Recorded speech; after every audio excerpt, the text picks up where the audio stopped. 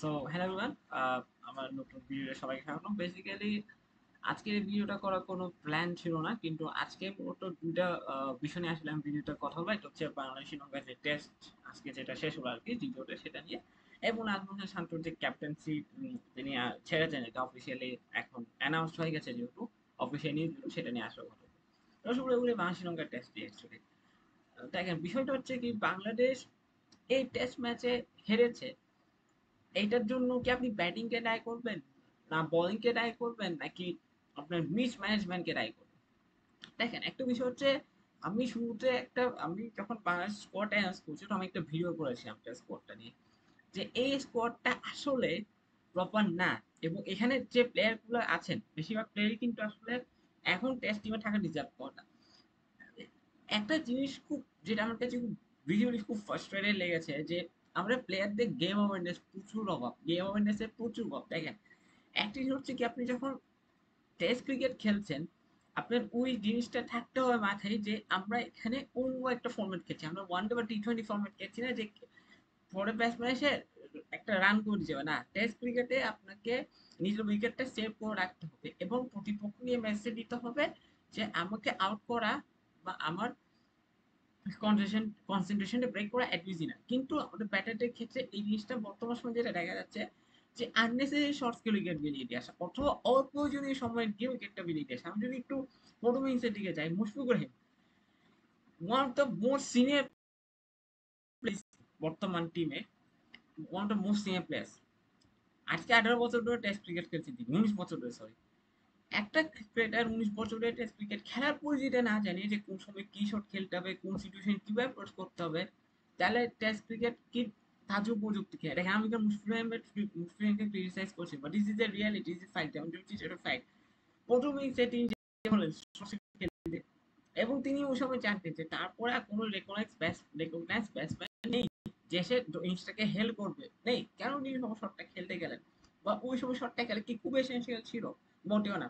আপনি লিটন দাসের আউটের কথাটা চিন্তা করেন, বা মনে হোক এই টেস্ট ম্যাচে দুটো ইনিংসে ধান রেসিভে আউট হয়েছে, দুটোটাই সব ডিসমিসে। প্রথম ইনিংসে কি হলো, একদম স্ট্রেট ফরওয়ার্ড একটা ক্যাচ তুলে দিলেন তিনি, ক্যাচিং মিডনের হাতে।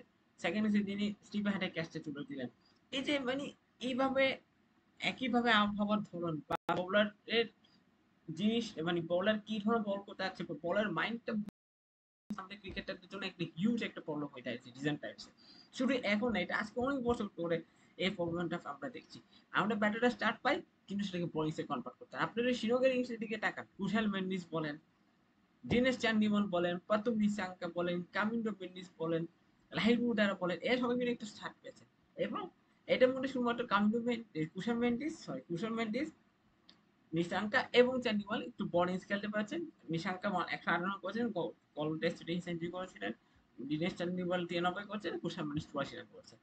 এবং এই তিন ব্যাটের একটা স্টার্ট পেয়ে সেটাকে বোলিংসে কনভার্ট করছে। কিন্তু আমাদের ব্যাটাররা কি করছে, মুশফিকুর রহিম বলেন, মাহমুদ লিটন দাস বলেন, মনুল হক বলেন, সারফরাজ ইসলাম বলেন, আনোয়ার বিজয় বলেন, মেহেদী বিন বলেন, সবাই একই ভুলটা করছে। সেট হয়ে ওই আননেসেসারি শট খেলে আউট হয়েছে, বা অপ্রয়োজনীয় সময় উইকেটটা নিয়ে এসেছে। আপনার প্রতিপক্ষ যখন 200 পর একটা লিড নিয়ে নিয়েছে, তখন আপনার এই মাইন্ডসেটটা থাকতে হবে যে আমরা যদি সেকেন্ড ইনিংসে একটা কম্পিটিটিভ ক্রিকেট খেলতে, তাহলে হয়তো আমরা ম্যাচে কাম ব্যাক করতে পারবো। কিন্তু বাংলাদেশ কোনো রকম কম্পিটিটিভ ক্রিকেটই খেলতে সেকেন্ড ইনিংস, জাস্ট রীতিমতো সারেন্ডার করছে, সারেন্ডার। আজকে চতুর্থ দিনে প্রথম সেশনে লাঞ্চ আগে খেলা শেষ।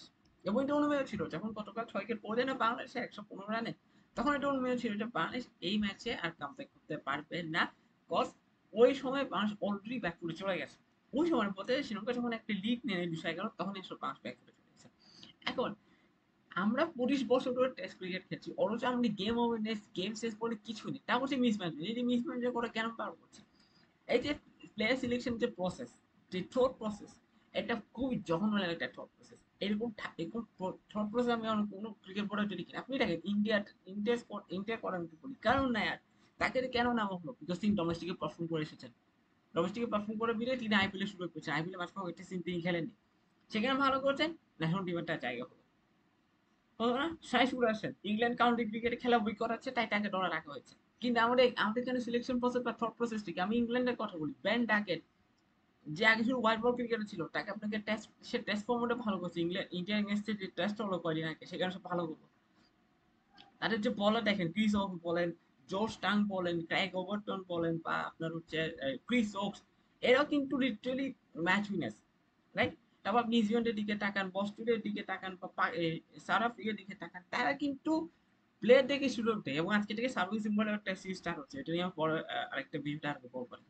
সো কথাটা হচ্ছে তারা প্লেয়ার দেখে সুযোগ দেয়, কিন্তু আমরা কেন প্লেয়ার দেখে সুযোগ দিচ্ছি না? আমরা কেন প্লেয়ার দেখে চান্স দিচ্ছি না? কেন আমাদেরকে সবসময় বিলো অ্যাভারেজ প্লেয়ার দেখে ক্যারি করে যেতে হবে? একটা ক্রিকেটার এত বছর ধরে প্রফেশনাল ক্রিকেট খেলার প্রয়োজন না জানে কোন সময় কি শট খেলতে হবে, কোন সময় কিভাবে অ্যাপ্রোচ করতে হবে, অপোজিশনকে কিভাবে চাপে রাখতে হয়। আমি সরি টু সে তার ক্রিকেট খেলাতে এসে এটা উচিত, বাট টেস্ট ক্রিকেটে এটা খেলা উচিত। আরেকটা যেটা বিষয়, খুব লক্ষণীয় বিষয় হচ্ছে আমাদের বোলারদের বডি ল্যাঙ্গুয়েজ।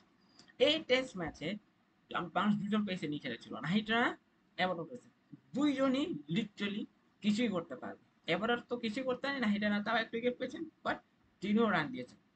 এখন আপনি যদি ওভারঅল সিরিজের দিকে তাকান, প্রথম টেস্ট ম্যাচেও বাংলাদেশ পেসে নিয়ে খেলেছিল হাসান মাহমুদ, নাহিদ রানা।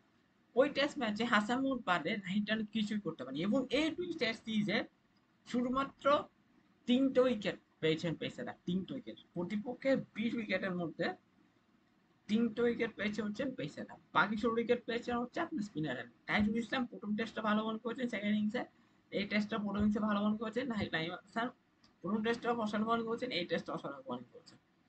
সেখানে পেসার, আমি বুঝি না পেসাররা কেন এত ডুববো।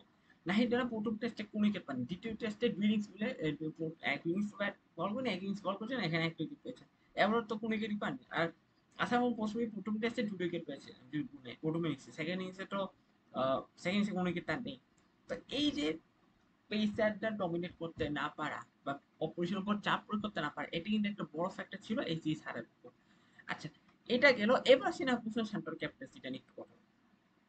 দেখেন আফগানিস্তান শান্তর ক্যাপ্টেন্সি ছাড়া পিছনে বেশ কয়েকটা রিজন রয়েছে। তাকে প্রতিনিয়ত ট্রল করা হয়েছে, তার তার নামে লর্ড, তাকে লর্ড শান্ত বলে মানুষ ডাকতো, বা ধরেন যে মানে তাকে কন্টিনিউয়াস ট্রল করা হয়েছে বিকজ তিনি পারফর্ম করতে পারছেন একটা সময়। অনেকে বলছিল টেস্ট ক্রিকেটে চলেন না, ওয়ান ডে প্লেয়ার, বা অনেক কিছু বলছিল। এবং নাজমুল শান্ত এসব চাপ নিতে না পারে শেষ পর্যন্ত তিনি টেস্টেও রেনেগেটটা ছেড়ে দিলেন। এখন নাজমুল শান্ত কি নিজ ইচ্ছায় ছেড়েছেন, নাকি তাকে একপ্রকার ফোর্স করা হয়েছে ক্যাপ্টেন্সিটা ছাড়ার জন্য? এটা কিন্তু একটা বড় প্রশ্ন থেকে যাচ্ছে। কারণ এর আগে আমরা পাঁচটা দেখেছি অনেক প্লেয়ারকে ফোর্স করা হয়েছে ক্যাপ্টেন্সি ছাড়ার জন্য, যে তুমি ক্যাপ্টেন্সিটা ছেড়ে দাও ফর টিম সেক। এখন কথা হচ্ছে শান্ত এই ডিসিশনটাই নিজের থেকে নিয়েছেন কেন? কারণ আপনি একটু জানেন যে এই সেকেন্ডটা শুরু হওয়ার আগে শান্ত একটু করে একটা হিন্ট রেখেছেন যে তিনি হয়তো টেস্ট ক্যাপ্টেন্সি ছেড়ে দিতে পারেন। হয়তো তিনি এইটা তখন শিওর হয়ে পড়েন যে তিনি ক্যাপ্টেন্সি ছাড়বেন, বাট জাস্ট একটা হিন্ট দিয়েছেন হয়তো তিনি টেস্ট ক্যাপ্টেন্সিটা ছাড়বেন। এবং ফলাফল সেটাই হলো, আজকে ম্যাচ শেষ হওয়ার পর পরই যেটা জানা গেল, Najmul Hossain Shanto officially Bangladesh test cricket test টিমের ক্যাপ্টেন্সির পদটা ছেড়েছে। এখন প্রশ্ন হচ্ছে নাজমুল হোসেন শান্তকে যদি ফোর্সই করা হয়, তাহলে এর পিছনে কে দেয়? এর পিছনে কি ক্রিকেট বোর্ড দেয়? এর পিছনে কি টিম ম্যানেজমেন্ট দেয়? না কোনো ক্রিকেটারই ইন্টারনাল ডন্ডের কারণে শান্তর সাথে হয়তো এই ঘটনাটা হয়েছে? এর আগে আমরা দেখেছি অনেক ক্রিকেটারের সাথে এরকম হয়েছে যে পলিটিক্সের শিকার হচ্ছে, তার বোর্ডে পলিটিক্সের শিকার হয়েছে। এখন কথাটা হচ্ছে শান্ত কি নিজের থেকে ক্যাপ্টেন্সি ছেড়েছেন নাকি তাকে ফোর্স করা হয়েছে, এটার ব্যাপারে আমি শিওর না। বাট এটার ব্যাপারে আরো বিস্তারিত আজকে নিউজে আমরা জানতে পারবো, বা হয়তো কোনো একটা টক শো বা কিছু মধ্যে জানতে পারবো যে আসলে তিনি প্রজেক্টটা করেছেন টেস্ট ক্যাপ্টেন্সি থেকে। বিকজ তার টেস্ট ক্যাপ্টেন আর একটা বছর ছিল, তিনি আগের বছর কোনো টেস্ট ক্যাপ্টেন ছিলেন, বাট কোনো একটা স্ট্রেঞ্জ কারণে, আমি জানি স্ট্রেঞ্জ কারণ বা কি কারণ, তিনি হঠাৎ করে ডিসাইড করলেন যে না, আমার test this is the right time to for me two state down as a test captain. এবং আমার কাছে যেটা মনে হচ্ছে হয়তো শান্তপুর যে মেন্টাল প্রেশার গুলো আসছিল মিডিয়ার থেকে বলেন বা অন্যান্য বিভিন্ন দিক থেকে বলেন, এই কারণে হয়তো শান্তকে আলটিমেটলি ওই ফোর্স না, শান্ত হয়তো এই কারণে তিনি মেন্টাল প্রেশারটা নিতে পারছিলেন না, বা তিনি এক প্রকার ট্রমারাইজড হয়ে গেছিলেন বা ডিপ্রেশনে ছিলেন, যে না বিভিন্ন দিক থেকে চাপ আসছে, হয়তো আমার মনে এটা হয়তো আমি আর আমার হচ্ছে না বা আমি পারবো না। এইটা ভেবে হয়তো তিনি ক্যাপ্টেন্সি ছেড়েছেন, বা অন্য কোনো কারণে তিনি হয়তো ক্যাপ্টেন্সি ছেড়েছেন। এখন এক্সাক্ট রিজন কি সেটা তো আমি জানি না, বা আমরা কেউ জানি না। এটা আসলে আজকের দিনে বিস্তারিত জানা যাবে আসলে কেন শান্ত ক্যাপ্টেন্সিতে ছেড়েছেন, বা কেন তাকে বা তাকে ফোর্স করেছে কিনা, অথবা এটা আমরা জানতে পারবো, এবং এটা আমরা জানতে পারবো যে নতুন টেস্ট ক্যাপ্টেন আসলে কে হচ্ছেন। তবে এখানে আমাদের যা মনে হচ্ছে যেহেতু মেহেদী হাসান মিরাজ এর আগেও ক্যাপ্টেন্সি করেছেন, টি-20 ওয়ান ডে ক্যাপ্টেন, হয়তো তাকে আমরা টেস্ট ক্যাপ্টেনও দেখতে পারি, টেস্ট ক্যাপ্টেন হিসেবে আমরা তাকে দেখতে পারি, অর মেবি লিটন দাস অন্য কাউকে হয়তো দেওয়া হতে পারে, সরি। বাট যখন মনে হচ্ছে মেহেদী হাসান মিরাজই হয়তো মাসের পরবর্তী টেস্ট ক্যাপ্টেন হতে পারে। এটা এটা অবশ্যই কোনো নিউজ আপনার পাইনি। এই খবর নিশ্চয়ই এতক্ষণ ক্রিকেট বোর্ডের কাছে পৌঁছে গেছে যে রানভূষণ শান্ত পদত্যাগ করছেন ক্যাপ্টেন্সি থেকে।